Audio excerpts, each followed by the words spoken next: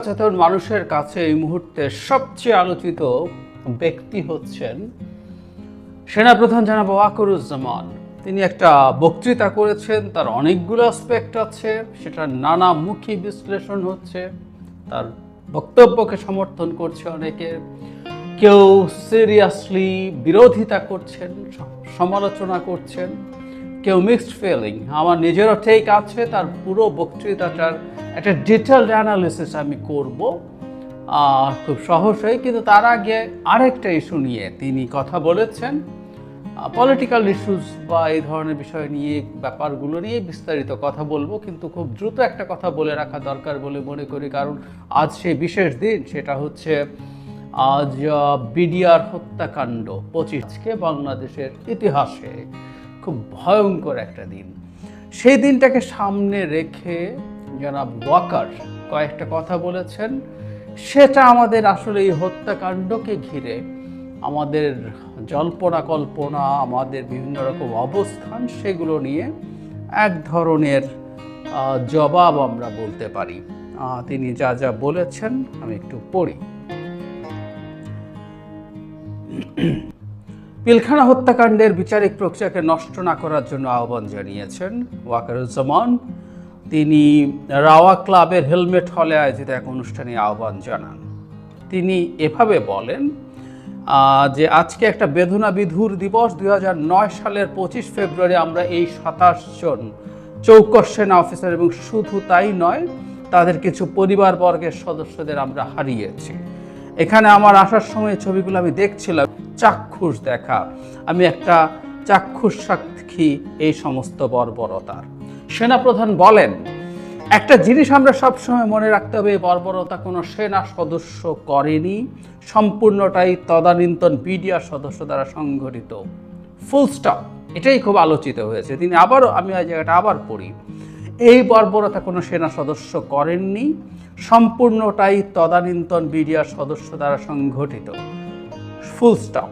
এখানে কোনো ইফ এবং বাট নেই। এখানে যদি ইফ অ্যান্ড বাট আনেন, এই যে বিচারিক কার্যক্রম এতদিন ধরে হয়েছে, 16 বছর ধরে, 17 বছর ধরে জেলে আছে যারা কনভিক্টেড, সেই বিচারিক প্রক্রিয়া ব্যাহত হবে। এই জিনিসটা আমাদের খুব পরিষ্কার করে মনে রাখা দরকার। এই বিচারিক প্রক্রিয়াকে নষ্ট করবেন না। যে সমস্ত সদস্য শাস্তি পেয়েছে তারা শাস্তি পাওয়ার যোগ্য। মানে ফলে ব্যাপারটা এইরকম দাঁড়ালো। কেউ কেউ এইটুকু শুনে উনি এরপর আরেকটা ক্ল্যারিফিকেশন দিয়েছেন। মনে হচ্ছে যে এতদিন পর্যন্ত যেভাবে এই বিচারিক প্রক্রিয়াকে দেখা হয়েছে, যেভাবে হত্যাকাণ্ডটাকে দেখা হয়েছে, সেটাকে তিনি পুরোপুরি এন্ডোর্স করছেন। একটা আলাপ সম্ভবত আমাদের জনপরিসরে ছিল যে সেনা অফিসারদের হত্যাকাণ্ড অন্য কেউ ঘটিয়েছে, বিডিআর সদস্যরা না। বিডিআর সদস্যরা যে গুলি করে হত্যা করেছে সেটা আমাদের বিডিআর সদস্যরা জড়িত ছিল, এটা আমাদের মনে করা যথেষ্টের বেশি কারণ আছে। কারণ ওই সময় যে সোকল্ড বিদ্রোহ হয়েছিল, তাতে সাধারণ জওয়ানরাও যে মাঠে নেমেছিল, সেটা আমরা খুব ক্লিয়ারলি দেখেছি। আর 57 জন মিলিটারি অফিসারকে হত্যা করার জন্য বাইরের কিছু এজেন্ট, আমাদের বিডিআর সদস্যরা এর মধ্যে ইনভলভ না থাকলে আসলে হতে পারতো না। তাহলে তিনি এই জায়গাটা বলার চেষ্টা করছেন যে হত্যাকাণ্ড যারা ঘটিয়েছে তাদের বিচারিক যে প্রক্রিয়া আছে এটাকে হ্যাম্পার করা যাবে না। কারণ সাম্প্রতিক সময়ে আমরা দেখছিলাম যারা কারাগারে অন্তরীণ আছেন এই বিচারিক প্রক্রিয়ায়, তাদের মুক্তি চাইছেন অনেকে। এরপর তিনি যে জায়গাটা বলছেন খুবই জরুরি। সুতরাং আমাদের অন্য যে আর্গুমেন্ট আছে, তিনি বলছেন এখানে কোনো রাজনৈতিক নেতৃবৃন্দের মধ্যে উপস্থিত ছিল কিনা, ইনভলভ ছিল কিনা, বাইরের কোনো শক্তির মধ্যে ইনভলভ ছিল কিনা, সেটার জন্য কমিশন করা হয়েছে। কমিশনের চেয়ারম্যান এখানে আছে, উনি এটা বের করবেন এবং আপনাদের জানাবেন। সেনাপ্রধান বলেন, বটম লাইন হচ্ছে যে এই সমস্ত আমাদের এই চৌকস সেনা সদস্য যারা প্রাণ হারিয়েছেন, তারা প্রাণ হারিয়েছেন তদানীন্তন বিডিআর সদস্যদের গুলিতে। আমরা নিজেরা এই সমস্ত জিনিস নিয়ে অনেকে ভিন্ন মত পোষণ করছি, কেউ কেউ এই জিনিসটাকে ভিন্ন খাতে প্রবাহিত করার চেষ্টা করছি, সেটা আমাদের জন্য মঙ্গলজনক হবে না। তাদের মধ্যে থাকা বিদেশি কোনো ইনভলভমেন্ট থাকা, উনি এটাকে কিন্তু ডিনাউন্স করছেন না, এটাকে নাকচ করছেন না। এটা আছে এবং এটার জন্য উনি কমিশন প্রধানের উপস্থিতিতেই বলছেন যে কমিশন প্রধান আমরা জানি সাবেক বিডিআরের একজন মহাপরিচালকের নেতৃত্বে জেনারেল ফজলুর রহমান তার নেতৃত্বে একটা কমিটি তৈরি করা হয়েছে, কমিশন তৈরি করা হয়েছে, যারা এই হত্যাকাণ্ডের ওই জায়গাগুলো দেখবেন। মনে করি যে এই জিনিসটা আসলে খুঁজে বের করা দরকার, কারণ আমাদের জাতীয় নিরাপত্তার সাথে এটা খুব বড়ভাবে সম্পৃক্ত। সুতরাং অ্যাপারেন্টলি মনে হবে যে এই কমিশন বা এই মানে অনেক জায়গায় হেডলাইন যেভাবে এসছে তাতে মনে হয় যে এর সাথে কোনো রকম কোনো অন্য ইনভলভমেন্টকে তিনি নাকচ করছেন না। তিনি আসলে নাকচ করছেন না, কিন্তু হত্যাকাণ্ডগুলো যে বিডিআর সদস্যরা ঘটিয়েছে তৎকালীন সেটাকেই তিনি জোর দিয়েছেন এবং সেই বিচারিক প্রক্রিয়া যেভাবে চলছে সেটাকে চলতে দিতে হবে এই ধরনের। আর তবে এইটুকু সত্য, যেসব বিডিআর জওয়ান সে সময় এসব ক্ষেত্রে অ্যাকিউজড হয়েছেন তাদের মামলাগুলি একটু রিভিজিট করা দরকার বলে আমি মনে করি। শেখ হাসিনার সময় আদালত যেভাবে চলেছে যা চলেছে তাতে সত্যিকার অর্থে কোনো নিরপরাধ মানুষ ওখানে আটকা পড়ে গেছেন কিনা, তাকে অ্যাকিউজ করা হয়েছে কিনা, সেই ব্যাপারগুলো আসলে একটু দেখা দরকার আছে।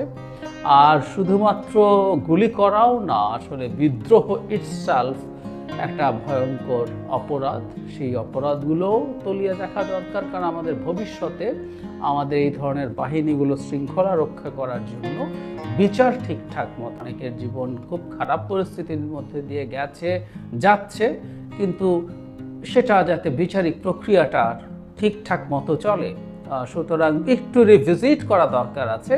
কিন্তু এটা বলার সম্ভবত কোনো সুযোগ নেই যে বিডিআর জওয়ানরা কোনো হত্যাকাণ্ড ঘটায়নি ওই সময়।